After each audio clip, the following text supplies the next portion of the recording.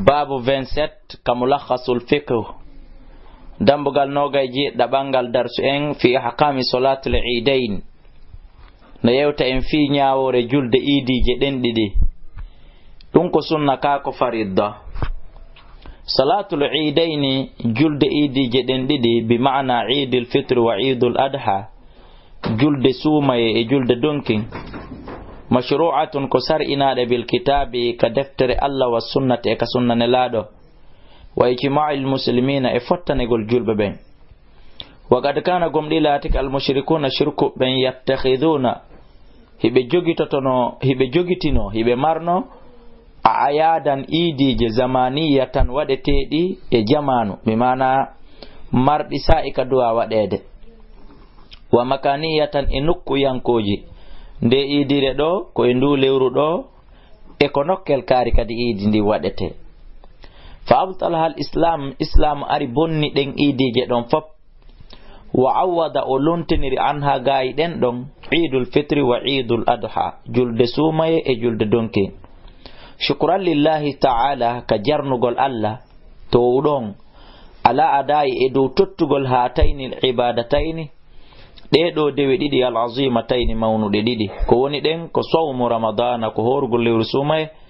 wa hajju baitillahi al haram e hajjugol kasuda Allah teddundu wa qad sahha gomdi selli an nabi ko yetta annabaji Allah sallallahu alaihi wasallam annahu no kambe lamma qadima al madina tumande be seni no madina wa kana latani li ahliha yimbe madina be yawmani hari nyaldi didi yal'abuna di be fijayno fihi ma endir mudum wala sallallahu alaihi wasallam nelado Allah ma ke gad abdalakumullahu gomdi Allah on wattitirani on bihi ma dedo idije mon didi de fijoton khairan burde mojjude minhuma di dedo didi ko don yawmun nahar nyalande boragol nyalande hirsugol don julde donke wa yawmal fitri e nyalande tajugol nyalande huntagol don julde sumay falata juzu dagota ko ziyata to beedugol juldere go ala hadaini al-eidain e do de idije do didi hana fesdagata ko dum ko teddungal wi'obe julde jombente ko julde sumay julde donkin ko de do islam andi fimu be ihdathi sabu keriyugol fuddagol sincugol a ayadan idije ukhra godde go ka ayadil mawalidi wano idije jibinegol bi mana ko al yahuda an nasara wiata kon anniversaire keriyugol wadugol feeto nyande goddo jibina wa ghairiha e ko hinadum wadde feeto nyalande mi jomba mamdo wadde feeto nyalande de mi jibina mayden wadude feeto bayno timminti hitande nyalande hunde kaari men maayi dum hana ka islam li anna dhalika sabdun do fo ziyatan ko beyday dum ala ma shara'ahu Allah edo ko Allah sar'ini kon waybitidaa e fudditagol peji fi din ka der dina wa mukhalafatun e kalundagol li sunnati sayyidil mursalin sunna hore jone laado be nelabe be wa tashabbuhi bil kafirin e nandintinagol e hefera ben sawa no fotater summiyat ayadan dum wi'ama idi aw dhikriyatin ma janturdum aw ayyama aw dhikriyatin bi maana ma anditirdum rappel anditirdum aw ayyaman ma dun nyaldi aw asabi'a ma dun jonte aw awaman ma duubi dum no naati don innugol no wadugol do hay ko wi'ete do fête indépendant de la pays dum do fo modum ko idije sincaade ko tawa way beydutude e idije didi de nelaado Allah sallallahu alaihi wasallam sarini den wada julde suma ya gayna yilto wada julde donke ya gayna yilto wada don kadi fête de l'an bi mana lanno de hitande an nasara yilto kadi inna no wadde don kadi bi mana feeto indépendant de pays on ma feeto jibinede goddo ma feeto maygol goddo ma feeto yettugol goddo laamu ma feeto follagol goddo ma feeto waregol goddo ndo fo modum ko hunde nde andanda hore ma islam on no hadi bayno wona an jogi fiyaake den wona an jogi laamu ngon e diri sugongol e hadugol e yamirgol si sifa de feeto je no wadede leydi ka wonda don sa andi sa yehi a golloyi wona e nambara accudon jododa ka suudu a wi'ata forsay golloya joɗɗa ka suudu Allah yi'anama ka ɓernde ma an on ɗo a participa feeto ngon few ko joɗɗinma ko ɓa a susata lanni kullu dhalika ɗum ɗo fo muɗum laysa min sunnati l'islam jeeyaka e sunna islam bal skoni huwa ɗum min fi'li ljahiliya ko jeeyaɗe golle jahiliya wa taqlid ko ɗum woni e ɗoworgol li umamil kufuriya ɗe ɗo feddeji heferɓe mi mana e ɗoworgol ɓeɗo min ad-dawla al-gharbiya immorde peyiji hirnangeyankoji wa gayriha e ko hina ɗum wagati qala sallallahu alaihi wasallam gomɗine laɗo makile man tashabbaha bi qawmin kala nandintiniɗo yimɓe fawo min haray on ɗon o jeeyama e maɓɓe leyɗele goo inna nde ñalande ɗo ko feeto indépendant pays on nde ñalande ɗo ko feeto fi créegol l'armée ɗen nde ñalande ɗo ko feeto fi créegol monnaie on nde ñalande ɗo ko feeto hay fi drapeau on leyɗele goo waɗay ko wiyete ɓe inna ɗum ɗo kadi ko flag day ça fait jour de la drapeau o piiji andanɗa hoorema sama kalaji wa qala sallallahu alaihi wasallam nelaɗo maki inna ahsana al hadis ande ko ɓuri moƴƴude labede yewtereji ɗin fop kitaballah wa khairul hadi ko ɓuri moƴƴude pehe ɗen fop hadiyu muhammadin wa sharrul umuri ko ɓuri bonde e peeji ɗin fop muhdasatu ha ko fuɗɗitaɗi ɗin wa kullu bid'a kala ko fuɗɗita kon dalalatun ko majjere nasalullah den toro Allah an yarinal haqqa nde o hollata en gonga kan haqqan wonde ko gonga wa yarzuquna wa arskan itiba'ahu jokkugol ka wa an yarayana ende hollata en albatula mere nden batulan ko mere wa yarzuquna wa arskan hitana ba wodita gonde allahumma amin wa summiya eidan ɗeɗo juldeje wi'irama idi wa summiyal idi on wi'irama idan idi on wi'irama idi fi hunɗum li annahu sabu ɗum ya'udu hino rutto wa yatakarraru hino fillito kullu amin kala hitani ay aada ko ruttike ya'udu ruttoto idi bimana ruttike kadi feƴƴino kad aada gomɗi ruttike kadi on faami ko inde mum nden tigir bimana ko ruttoto ko yiltitoto ko fillitoto wali anna kadi sabu ko ni ya'udu hino rutto bil farahi wondude e weltare wasururi e welo welo wa ya'udu Allahu fihi Allah subhanahu wa ta'ala hino ruttita kadi e nder majje bil ihsan moƴƴireji ɗin ala ibadi e dow jiya makko ɓen ala ithri adaim e dow batte tottugol maɓɓe li ta'atihi ɗoftare makko nden kanko Allah bisiyam sabu ka ɗo korka wal hajji e nguɗo hajju wa dalil ala mashru'iyati salatul idi e dow sar'inegol julde idi nden qawluhu ta'ala ko dalol Allah fa salli li rabbika juulan jomima wan har boroɗa ɗum ka sulhul hudaybi kaytande jeegaɓere kanelaɗo fokkotuno makka waɗugol umra ɓe sakka conseil oɗo aya jippi wa qawluhu ta'ala qad aflaha gomɗi malama man tazakka kala laɓɓinɗo wonki munki wa dhakara o janti isma rabbinde jommakko nden fa solla o juuli wa kana laati annabiyu sallallahu alaihi wasallam wa khulafa'ahu wal khulafa'a iluntiɓɓe min ba'di ɓawa makko yudawimuna hiɓe dumotono alayha e dow ɗum ɗo wa qad amara annabiyu sallallahu alaihi wasallam biha gomɗine laaɗo Allah yamiri tottugol ɗeɗo juldeje ɗiɗi hatta nisa ha hay sonnaɓe fay sannu ino sunninana lil mar'ati wonande sonnaɓe huduraha tawegol julde iidi on gayru mutatibatan ko alda e urnitagol maɓɓe wala labsatu li thiyabi zinatin wona kadi ɓornagol cuñci marɗi cuɗareji aw shaharatin ko ɗum woni maɗum sahawyankojum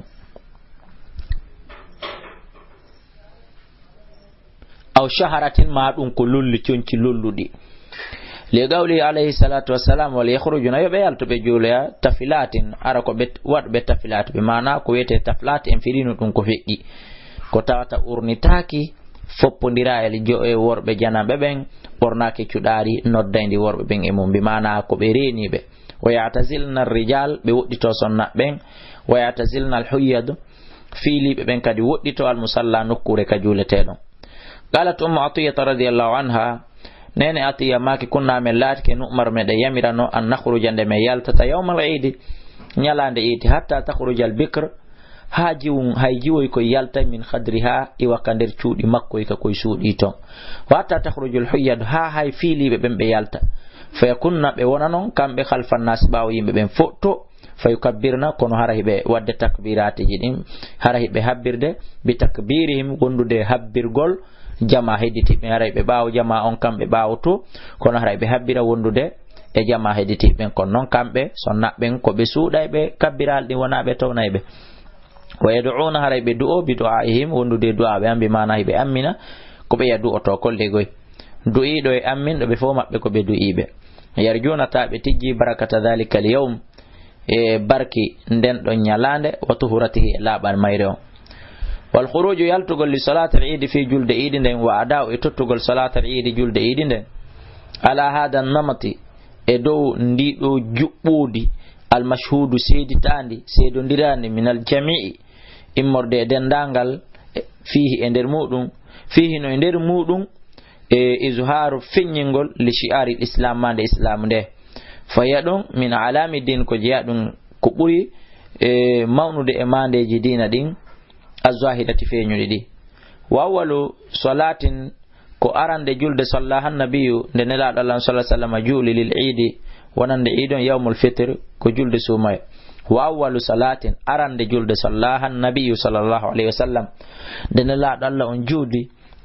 li eid lil idi wonande idi jeden ko idi hombone laado adi participe ne laado adi julde yawmal fitri ko julde sumay min sanati thaniya ka hitande dimmere min al hijrati firgu walam yazal beserali kambe ne laado sallallahu alaihi wasallam yuwazibu alaiha hibe dumi hibe totta de do julde hatta faraga dunya ha be sirti aduna salawatullahi wa salamu alayhi jam'e kisi Allah on wonu e mabbe amin wastamarra dumi kadi alayha e tottugol de hande kadi al muslimuna julbe ben khalfan e kalontagol an salaf e gayi ko fijji kon falaw tarakaha sinno akkiti julgol julde suma ma julde donkin ahlu baladen yimbe leydi layla bi mana peyi ma istikmali shurutiha wondude le timmugol sartiji mayren fihim hakkunde mabbe bi mana si tawi woni yimbe saare layle ronki julugol juldere nden ko alda e ganto hunde legoy tawa sartiji din foppo hino timme hore mabbe be salitun haray den don qatalahumul imam yo imam on habu be imam on jettu kafa sutobe habe julali anna sabu konko be acci don min alami din ko jiya dum e mande burde towde e mande jidina az-zahirati fenyudi din kal adani wanono dingol ha wayan baghi hino hani an tuadda nde idire tottete salatal idi julde idi nden fi sahara ka tere wana kan der julide qaribatan min al balad katakko sare non bi mana katakko leydi non bi mana nayegol kade tere ka burure to katakko ka hoda don li anna nabiyya sallallahu alaihi wasallam kana ulatike yusalli al idain himo julaino idije den didi fop fil musalla ka julete don alladhi nden nokkure ala babil madina wonde ka dambugal madina karantere madina lego fana bi said jattama be said kana nabi wonde laati kana ba jallan sallallahu alaihi wasallam yakhruju ma yaltayno fil fitri fi julde suma wal adha julde donki ila al musalla o yaha ka teren ka julete to muttafaqun alayh becca julirde den non no holli dum don naka julirde julete si wona hara ko ganto walam yanqul egaka annahu no kanko ne laado sallaha o juli idi fil masjid ka julirde li ghairi udhurin ko alda e ganto wala anna al khuruja e wonde no yalto gongo ila sahara yaha ka sahara ka teren e awqa dum ko libay dum alegoy dum ko waday dum li haybati al muslimina wonande baadi julbe ben wal wonande miri dum ko woni nay dum awqa nawas ko libay dum ittade alegoy ko woni nay dum ko waday dum li haybati al muslimin wonande miri julbe ben wal islamo wa zara be ko fenyental li sha'airi din mandeji dina din wala mashaqqata fi dhalika tampere wala enu hande be go inata amodi imagol do ya haka teren ka ba hoggoto ma ka teren ka wodditito tampere ala edum li adami takarrurihi sabu wasegol filli nagol mungol ba awale goy wona ko julete hande jule jango maka jule bimbi jule midi jule kikide konde wotre nder hitande bi khilafil jumalu to ndiri juma ko stayno woni ko watta yontere o inna amodi yawgol haka teren to yontere kala ma nyande o hino woddi illa fi makkatal musharrifa sona ka makkate dudo fa innaha no makka kanyum to salla idi on julede fil masjidil haram kambe ka kander julirde Allah teddunde ko don kambe be julata idi wa yabda'u hino fuddo awalego hino nata waqtu salatul idi julde idi den ila hende to waqtu natata idhar tafa'ati shamsu stayuni nange bantike baada tulu'iha baaw fudugol magge onge bantike gaddo harum hin embre labbur kondoni labbur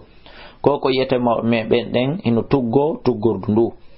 tawa hakkunde magge e leydi ndin foti embre labbur li'annahu sabu ko dum don alwaqtu alladhi on kana mulati annabi sallallahu alaihi wasallam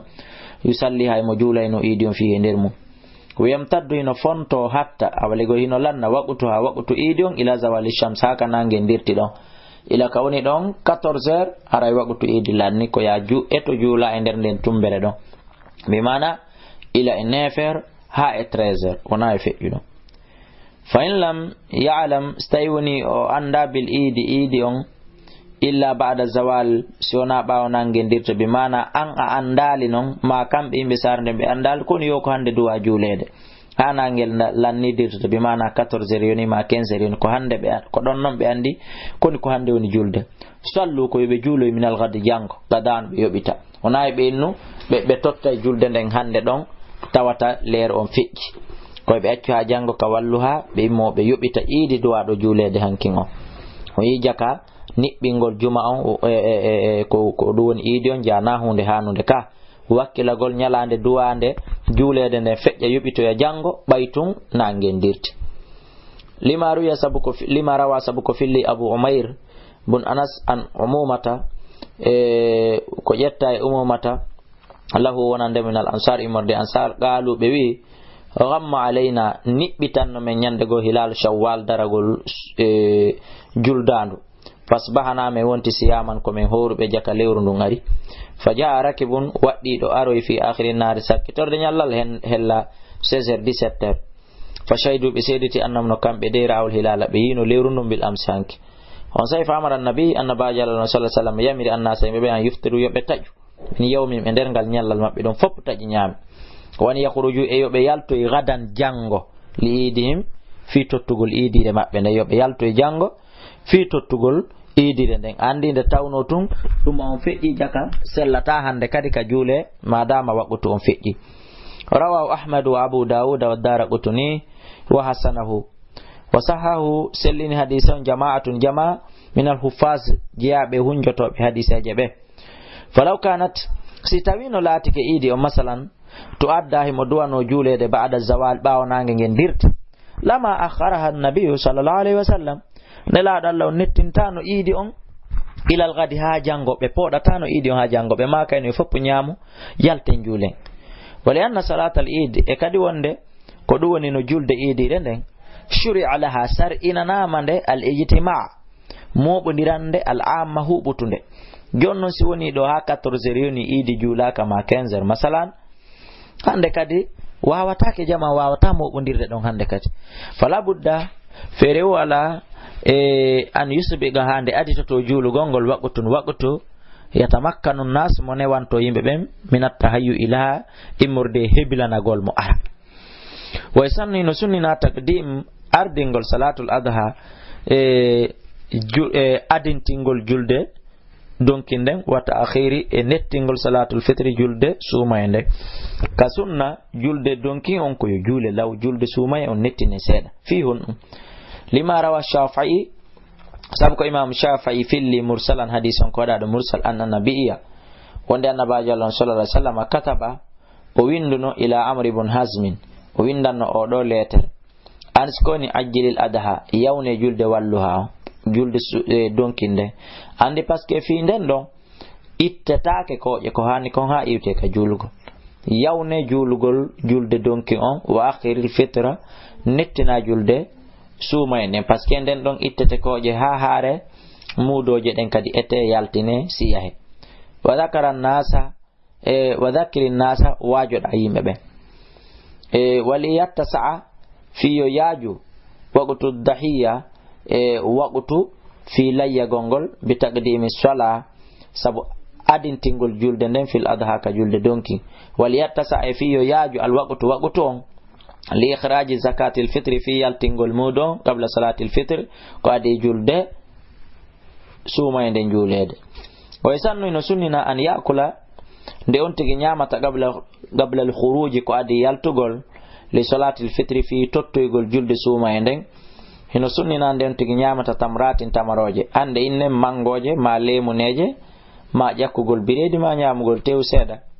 ma yargol kafe ma ko futti walla yut'am no sunnina kadi nde nyametake yawman nahari nyalande julde donkin kadi hatta yusalla ha jule tawli qawli buraidata sabu ma ko do sahabajo kana latiki annabi sallallahu alaihi wasallam la yakhruju yaltatano yawmal fitri nyande julde sumay hatta yuftira ha otaja wala yut'am o nyamatano kadi yawman nahari julde donkin hatta yusalliha o jula rawa ahmadu wa ghayru qala shaykh Taqiyuddin wi odo shaykhujo hulo Allah subhanahu wa ta'ala kadina islam lamma qadamallahu as-salata tumande Allah subhanahu wa ta'ala ardinno lamma qaddamallahu salatu mande Allah ardinno as-salata julde nden ala nahari e dow boragongol ay Allah dal fa salli li rabbika wanhar fi gawli ender dalal makka wi don fasali rabbika an ay julan jumma boroda holli ko jule si bore fami ka wagaddama tazakki o ardini kadi ittugol zakka go ala salati e do julugol gol fi kawli ka o dal don kadaf la gomdi laabi man tazakka ay on ittudo zakka labbini horimo wa zakka jante sma rabbi inde jomma kono non fasallahu jul holli ka sumay ko zakka on adorte holli ka donki ko salla on ko julugol gol ko adorte kanat latike as-sunnatu sunnah anna sadaqa wonde no ittugol sadaka on qabla sala ko adi julede fi idil fitri ka julde sumay wa anna daba en hirsugol gol baada sala ko baawo julde nden fi idin nahar ka julde donki wa isannu ino sunnina kadi at-tabkir habbirgol kabbirali fi khuruji ka yaltugol li salatil idi fi tottugol julde idi nden li yatamakkana fi newo min ad-dunwi immorde battagol min al-imam immorde imam o wa tahsulu lahu hewtanamo fadilatu bural intizari salati habbitagol julde nden fayakthura thawabahu fi yududu baraji makko din wa isannu ino sunnina kadi an yatajammal al-muslim de juldo labintino to moƴƴa borno labadi li salati al-eid fi julde donkin bilubsi sabu bornagol ahsana thiyabi ko buri labede conci makko din li hadis jabir kanat latan kelin nabi sallallahu alaihi wasallam hullatun chudari yalbisu ay maborno to nondi fil idain ka idije den didi wa yawmal jumaa nyalande juma rawa ibn khuzaima fi sahihi wa an ibn umar annahu no kanko kana latika yalbisu maborno to no fil idain ka idije didi ahsana thiyabi ko burno kolla be de cionci makko ni rawahul bayhaqi bisnadin jayyidin e tugorde keldunde wa istatu no sar inna kadi li salatil eid fi de do julde eid al istitan wargol ko yete kon istitan e yo ya joni yeskoni dum ben yakuna de lato alladhina ko do woni ben yuqimunaha nyinnay be julde de mustawtinina harako be hodube fi masakinin e nokkure mabuniyatin mahande e bima jaratil aada kon ko tawata aada on hino dogi bil bana'i bihi e sabu mahugol mudum ko yiden da ko hino sar inana julde idi nden al istitan bi mana ko hudugol masalan yimbe yahube wuro ma yimbe yahugube aynugol ma voyager be ma dugube ka leedi mon yehi wadi basiji caale hoy rofisi be do be hoda e maadiji andadi di haqqille men den di mbokaji men din wowangoji men din di andi dum do ko maadiji wowangoji men din ko andi maadi ko wada biriki wada siman wada tol ma wada dal ma nyappira hudo ma ko mahira lope ala kulli halin do wonay maadi ko dum do anduden adame den ka suudu donc wadake non julde idi den siona e hore bedo kama fi salatul juma wono fejjiri non ka julde juma ka dambugal ko do woni 26 fala tuqam salatul idi julde idi den de ardin take illa haythu yasughu iqamatun salatul juma illa haythu yasugu sona nokku kan newotoɗon kadi iqamatu salatil juma darnugol julde juma nde afwan fala tuqamu salatul idi julde idi nde ñinnetaake nde darnetaake illa haythu yasugu sona nokku kan newi kadi iqamatu salatil juma julgol julde juma mi mana kala sare nde tawata julde juma waɗɗaki ɓe ko wana noon kadi idi kadi waɗɗaki ɓe لأن النبي صلى الله عليه وسلم وافق العيد في حجته hawrondirno idi on ko ɗum woni e nder hajju maɓɓe ngun idi on hawrondirno walam yusalliha لأن النبي صلى الله عليه وسلم وافق العيد بهawrondirno idi on fi hajjatihi ka hajju maɓɓe walam yusalliha ɓe julanomo kanko juma on ɓe julano juma on ɓa hawrodiri e yidire nde wa kadhalika ko ni khulafa'uhu lontiɓe maɓɓe ɓen kadi min mbadi ɓawa maɓɓe ñande juma hawrodiri e yidi wo ko yidi on ɓe julata ɓe acca ɗon juma on on faami ka wa solatul idi julde idi nden noon nde rakatani ko nde darɗe ɗiɗi nde lutodiri e juma kayre qabla al khutba koko adi khutba koye juule si khutbe e juma on koye khutbe si juule li qawli ibnu umar kana rasulullah sallallahu alaihi wasallam wa abubakar wa umar wa usman be do fop latike yusalluna al iidain be juulayno idi jidenit qabla al khutba ko adi khutba on muttafaqun alayh wa qad istafadat as-sunnah gomdi ko do woni feƴƴi gollitiri o do sunna bi dhalika dum wa alayhi e gollitiri kadi hore dum ammatu ahlul ilm ko buri hubutude jomirabe gande ben ko qala tirmidhi imam tirmidhi maki wala amalahi alayhi gollitirgol ɗum ɗo mi mana khutbugol si juula e juulugol si khutuba inda alilim e jungo jomiraɓe gande ɓen min ashabi nabi murde sahabaɓe nelaɗo sallallahu alaihi wasallam wa ghayrihim e koyna kamɓe anna salatal idain wonde julde idi ɗen ɗiɗi qabla al khutba koni yo koko adi khutba on wa hikmatu nafore ta'khiri al khutba nettingol khutba on an salatal idi fi julde idi nden wa taqdimuha e aringol khutba on ala salati jumma ka julde juma kon ɗum important kon ɗum addi ɗum ɗa koye juule si khutba ɗa koye khutba si juule anna khutba al jumma ko sabu khutba juma on shurutun lis-sala ko jeeyaɗo e sarti julde nden si juma juulama khutbaka hara e julde nden sellali wa shartu sharti noon muqaddamun ko ardinteɗo ko adorteɗo alal mashruti e dow ko sartina kon e hoore mum bi khilaf lutondiri khutbatul idi khutba idi fa inna khutba idi kanyo sunnatun ko sunna wona sarti sellugol idi mi mana se njuli idi masalan en wadali khutba aray julde men de ino selli amma juma se njuli en wadal khutba ko alda e ganto aray julde men ne sella wa salatul idain julde idi jedeni di rakatan ko darde didi be juma'il muslimin wondude fottanegol julbe be wona wigol o madhabu dano wi ko tati o dano wi ko nay o dano wi ko di wa fi sahihain wa ka bukhari ka muslim wa ghairi ma ko ina de do an ibn abbas ko yetta abdullah ibn abbas anna nabiyya sallallahu alaihi wasallam kharaja be yaltuna yawm al fitr nyalande julde sumaye fa salla be juli rakatani darde didi lam yusalli be julano kadi qabla ma ko adi kanje didi hay fusbe rujjano baabe hewti wala ba'dahuma wana bawa majji julde idi marasunanur rawatib marasunna jokkutudo lego wa gala umar sain amar maki salatul fitr wal adha julde suma e donki rakatan ko darde didi tamam timmintede ghayra qasrin ko alda e rabbin dingol pot ala lisani nabiyukum ko mi jetti dum ko e jungo dengal annabajo modon sallallahu alaihi wasallam wa gad khaba gomdi non perde maniftara on fenudo libe nelaado alegoy ko andingol be ko maki kon ko e dengal nelaado jetti ko no woni wona o abbido rawa ahmadu wa ghayru ko imam ahmadun ko filli hadisa wala yushra usar inana kali salatul eid julde eid den adanun noddingol wala iqamatu na darnugol eid ko wigol tun sawwa tadilu dare feppondiron juule darnetake noddintake lima rawa muslim سبق إمام مسلم في اللي عن جابر يتا جابر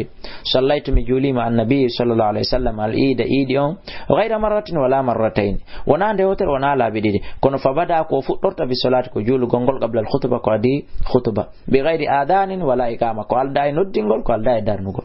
ونان دوتر ونان لا بديد من جولي با مكو إيدي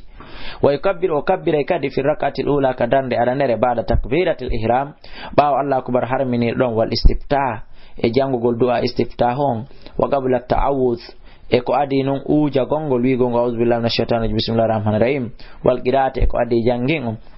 be habbiran don sitta takbiratin Allah akbar ji jeego ta din don ko sunna tawta non Allah akbar arano harminirdo on farillajo on wona hande kadi jeddi fa takbiratul ihram amma Allah akbar harmini don on do rukununi de hande on don ko farilla la budda minha fere wala ko be on do julde nafila o sunna o sta takbiratul ihram on wadaka haray wonande julde latun agadu fibetaki as-salata julde den be duniha ko alda takbiratul ihram wa ghayriha e ko hina on takbiratul ihram dum na takbirati modde kabbiral hediti fo sunnatun ko sunna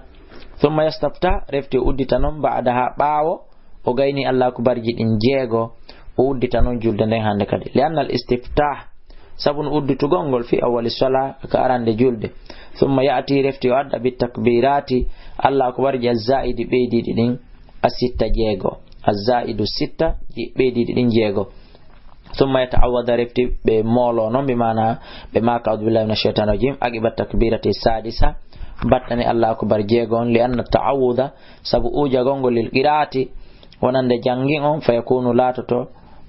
عندها نقد ننجل بمعنى كون سانغا دونو ثم يقرأ رفتي وجانغانو إن عندي جاكا سين أري إن ودي تكبيرة الإحرام إن ودي دعاء الاستفتاح أنتو سين وي الله أكبر en jangay du'a o jangete don udditirgol julde den ha gayne adden non takbirati ji in jeego Allah akbar ji din jeego andi woni Allah akbar ji yeddi on say non uju binno den jangen non fatiha wattende watteten o siko sabbisma rabbikal ala siko ghashiya siko shamsi dido tati kala no selli wadegol kadarnde aranere siko suratu wolgo kadi immode suratuji qur'an ni en fami ka haray koni woni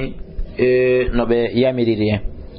hande kadi way kabbiru o habbira non fi rakati saniya ka darnde dimmere qabla al qira'a ko adi jangin on khamsata takbiratin Allah akbar ji joy ghayra takbiratil intiqal harawna Allah akbar mo eggiri on o yiwi ka sujudo wari o dari harawon don tawaka idin joy on don fere o habbira di joy takko on wona jeego lima rawa ahmad sabu ko fil imam ahmad an amr ibn shu'aib an abihi an jaddihi anna nabiyya wa annabi sallallahu alaihi wasallam kabbara be habbirno fi idi ender julderne sinta ashara takbiratin Allah akbar ji sappo idi